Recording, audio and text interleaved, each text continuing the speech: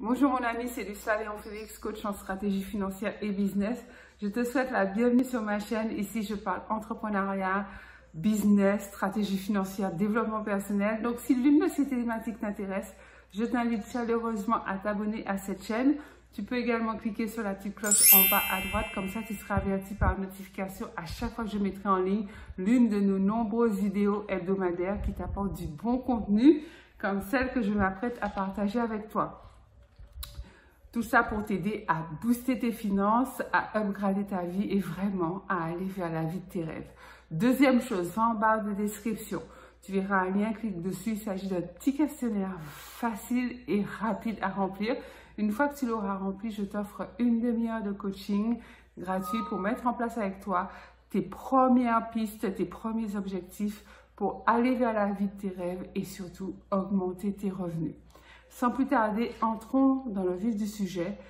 Aujourd'hui, je vais aborder avec toi une question que l'on me pose souvent à propos de ma vie, disons ma vie de tous les jours. Et j'ai décidé d'en faire une vidéo. Je souhaite vraiment qu'elle t'aide. C'est des pistes que je vais partager avec toi pour te dire ce que j'ai arrêté de faire en tant qu'entrepreneur et qui a vraiment changé ma vie, qui a vraiment fait en sorte que ma vie financière, personnelle est passée au niveau supérieur en fait.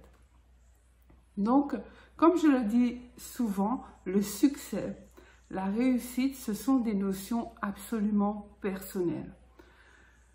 Le succès, pour moi, la définition que je vais donner au succès n'aura pas la même que pour toi, ne sera pas la même que pour toi. Il est important que tu puisses définir dans un premier temps ce que représente le succès pour toi, ce que représente une vie réussie pour toi. Ce sont des définitions, ce sont des visions qui doivent être très claires dans ta tête. Et ce que je vais partager avec toi, ce sont des choses que je ne fais plus, que j'ai arrêté de faire, mais par rapport à ma définition du succès et par rapport au but que je m'étais fixé en fait pour avoir ce que je considère une vie réussie, mais à mon échelle. Dans ma vie, ce que je voulais mettre en place, c'est vraiment de vivre la vie de mes rêves dans le sens où je sors du sentier battu de la vie de mes parents. C'est-à-dire que la vie de mes parents, telle que je les ai vus vivre, ne me convenait pas, ne me correspondait pas et je ne voulais absolument pas vivre ce genre de vie. Pas parce que c'était pas bien, pas parce qu'ils faisaient des choses pas bien, pas du tout, ça n'avait rien à voir. C'est juste que moi, j'aspirais à des choses extraordinaire. J'aspirais à des choses qui sortent de l'ordinaire. Je voulais découvrir de nouveaux horizons. Je voulais dépasser les frontières en fait. Je voulais vraiment avoir ce que je voyais à la télé. Je me demandais est-ce que c'était possible pour moi puisque c'était tellement éloigné de ma réalité.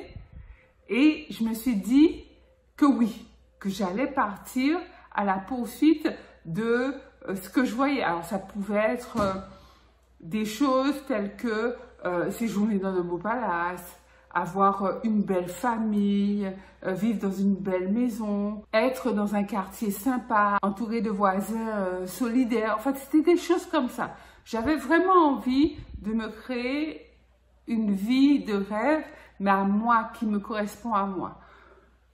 Jusqu'au jour d'aujourd'hui, je n'ai jamais eu envie de rouler en Lamborghini ou en Ferrari, de voyager en jet privé. Ce ne sont pas des choses qui m'attirent. Pas parce que c'est pas bien, mais parce que ça ne me correspond pas. Et c'est la raison pour laquelle je te disais de chercher à définir ce qu'est pour toi la vie de tes rêves. Et ensuite, tu pourras décider de supprimer une ou plusieurs choses qui ne correspondent pas à la vie que tu te fixes de vivre, à la vie que tu projettes de vivre. Parce que si tu as de grands objectifs, si tu as une grande vision, il faudra forcément à un moment donné que tu agisses en faveur et en direction de cette grande vision. Donc la première chose que j'ai arrêté de faire du shopping entre guillemets à outrance. Parce que je savais que la vie que je voulais mener nécessiterait des fonds, des revenus, de l'argent. En fait, je savais très bien que ce n'est pas avec un salaire petit, moyen, que je pourrais accéder à ce que je voulais.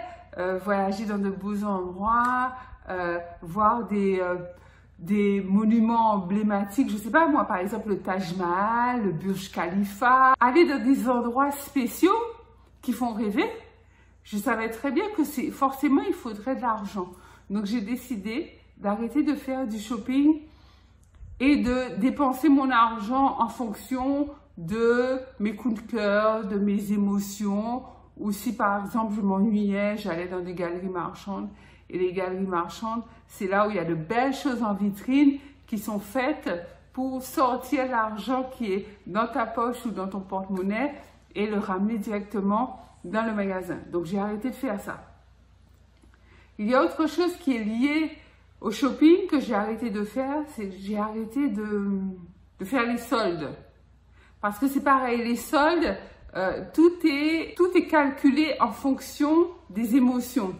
C'est-à-dire qu'en période de solde, il y aura l'attractivité des prix, il y aura le fait que tout le monde entre dans cette phase de surconsommation, je dirais, et ça va te pousser, si tu y penses bien, à acheter des choses dont tu n'as absolument pas besoin, des choses que tu n'avais même jamais envisagé d'acheter. Donc, à un moment donné, il faut savoir dire stop à cette société de consommation si tu veux atteindre tes objectifs. Ta garde-robe est remplie, tu as des vêtements en conséquence, tu peux changer, tu n'es pas obligé de remettre tout le temps le même vêtement. Donc, à partir du moment où tu n'es vraiment pas obligé de mettre le même vêtement tous les jours, ça veut dire que ton armoire ou ta garde-robe est suffisamment achalandée pour que tu arrêtes de faire du shopping. En tout cas, ça a été mon cas. J'ai décidé d'arrêter de faire du shopping. Et j'ai également décidé d'arrêter de faire les soldes. Ce que j'aimerais quand même préciser, c'est que je profite de mes voyages pour faire un peu plus de shopping en fait. Quand je pars en voyage à l'étranger, j'en profite également pour acheter. Mais je veux dire, je ne voyage pas tout le temps pour le loisir. Je fais peut-être deux grands voyages par an en termes strictement de loisirs. Donc c'est dans ces moments-là que je fais mes achats et que je m'autorise à faire du shopping. Deuxième chose, et je dirais encore plus importante que le fait d'avoir arrêté de faire du shopping, c'est que j'ai arrêté de regarder la télévision. Oui. J'ai arrêté de regarder la télévision. Je regarde la télévision de manière très épisodique en fait. Il y a certaines émissions que j'aime bien comme Recherche maison ou appartement ou Maison à vendre, des émissions thématiques liées à l'immobilier puisque j'aime beaucoup l'immobilier. Il y a aussi certains thèmes de zones interdites que j'aime bien, mais vraiment pas tout. Hein. Je suis très sélective en fait. Donc en fait, j'ai supprimé la télévision pour moi. C'est vrai que j'ai une famille, donc je vais pas carrément enlever la télévision ou la vendre ou la donner. Mais personnellement, je regarde très peu la télévision. Je peux passer des journées, des semaines sans jamais regarder la télévision. Et quand elle est éteinte ou quand elle est allumée, pour moi, c'est la même chose. Je ne laisse pas mon esprit être capté par la télévision. Tout simplement parce que le plan de la télévision, le plan des médias n'est pas mon plan. Et il n'est pas question que je rentre dans leur plan. Du moins, le moins possible, parce qu'on est en société, il ne faut pas se mentir, il y a quand même des interactions. Mais en fait, je ne veux pas que les médias télévisuels me véhiculent leur message. Ça ne m'intéresse pas en fait. Il y a également autre chose que franchement là par contre j'ai carrément banni et je veux dire je regarde, mais depuis des années je ne regarde plus le journal télévisé. Je ne regarde plus le journal télévisé. Dans le monde de l'entrepreneuriat, dans le monde du développement personnel, il est reconnu maintenant que le journal est à bannir. Si tu veux conserver un état d'esprit sain et serein, ne regarde plus le journal. Tu vas dire, ouais, mais ça quand même, il faut bien que je me tienne informé, tu exagères. Je t'assure que tu vas te tenir informé, mais que tu vas générer en toi des prismes de peur, en fait, qui vont grandir, grossir. Et en fait, tu vas rester scotché devant la télévision. Tu vas tout le temps être à l'affût du journal. Pourquoi? Parce que comme le journal véhicule la peur, véhicule les mauvaises nouvelles, il n'y a pas de bonnes nouvelles dans le journal. C'est rarissime, c'est rare, très rare. On peut de temps en temps te montrer un héros qui a sauvé la vie de quelqu'un, etc. Mais c'est tourné de telle manière que, de toute manière, en préambule, il y aura, il a failli se noyer dans des conditions atroces. Enfin, tu vois déjà le schéma, le décor sera dressé pour que finalement, pendant une minute, on te dise, oui, un tel a été le héros qui lui a sauvé la vie.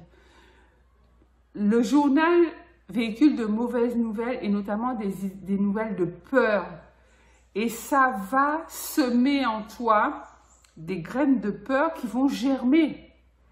Donc, bannis le journal et je te garantis, mon ami, que s'il y a vraiment une information capitale que tu dois savoir, que tu dois connaître, elle viendra à toi. Elle viendra à toi par une autre source, mais pas celle de la télévision. Troisième chose que j'ai arrêté, c'est que j'ai arrêté d'écouter les commérages. J'ai jamais été vraiment quelqu'un qui aimait ça, c'est Gossip Girl.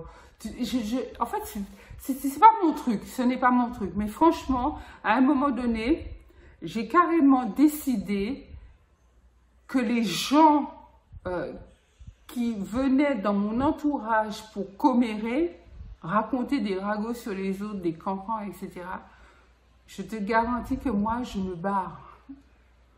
Je me taille, je ne reste pas. Ça m'intéresse pas. Ça m'intéresse pas. La vie des autres, en plus, lorsqu'il s'agit de critiques et de calomnies, mais vraiment, c'est à des années-lumière de ma vie. Donc, ça ne m'intéresse pas. Et du coup, comme j'avais ce comportement depuis longtemps, que ça soit en famille, en société, entre amis, peu importe, hein, tout le temps, j'étais comme ça. Mais en fait, j'étais toujours celle à qui on disait jamais rien, à vrai dire.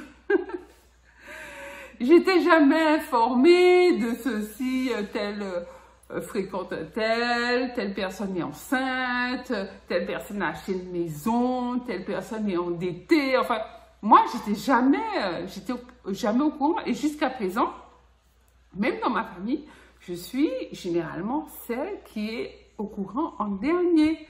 Quand la nouvelle a fait le tour et n'est même plus une nouvelle tellement c'est déjà là depuis des semaines et des semaines, moi j'arrive comme ah bon? Ah, un tel a un bébé? Je savais pas. Mais en fait c'est comme ça et je m'en accommode, ça me va très bien. Personne ne vient me bassiner les oreilles avec des conneries, des commérages, des choses qui ne m'intéressent absolument pas. Moi, je veux qu'on me parle de choses édifiantes, je veux qu'on me parle de choses intéressantes, je veux qu'on me parle de succès. Qu'est-ce que tu as réussi? Qu'est-ce que tu as fait? Qu'est-ce que tu as entrepris? Qu'est-ce qui a boosté ta life aujourd'hui? Quelle rencontre magique tu as faite? Enfin bref, des choses comme ça. Des choses édifiantes, des choses glorieuses, des choses qui vont me booster, quoi. Le reste, franchement, bon, je m'en passe. Quatrième chose que j'ai arrêté de faire dans ma vie d'entrepreneur, c'est que j'ai limité mes sorties. Ah ouais, j'ai complètement limité mes sorties. Je n'ai pas arrêté, mais je les ai limitées parce que, encore une fois, ce sont des sources de dépenses et cet argent-là, j'en ai besoin pour pouvoir faire mes propres investissements. Donc, je ne vais pas au cinéma toutes les semaines.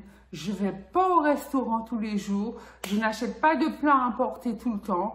Donc, je me fais des sorties, alors plus de sorties en famille, mais aussi des sorties entre amis pour pouvoir garder le contrôle de mes finances. Et c'est vrai que lorsqu'on m'invite, par exemple, il s'agit, je ne sais pas moi, ça peut être un mariage, ça peut être un repas familial, etc. Je préfère Que ça soit une fois de temps en temps comme ça, j'amène un beau cadeau, quelque chose qui fait vraiment plaisir, plutôt que d'être invité à droite, à gauche, tout le temps. T'achètes une bricole, une pacotille qui vaut rien juste pour pas arriver les mains vides et tu sors pour sortir en fait. D'autre part, au-delà de l'aspect argent, le fait de limiter mes sorties vraiment de manière drastique, ça m'a donné plus de temps. Oui, plus de temps pour vaquer à mes propres occupations, parce qu'il y a quelque chose que je dis souvent, c'est que je fais au maximum pour rester dans mon propre plan. Je fais du mieux que je peux pour rester dans mon propre plan. Je ne veux pas rentrer dans le plan des autres aussi facilement. C'est-à-dire que oui, on a des relations interpersonnelles, il y a des interactions, donc ça fait plaisir. Moi, je suis quelqu'un de très sociable en plus.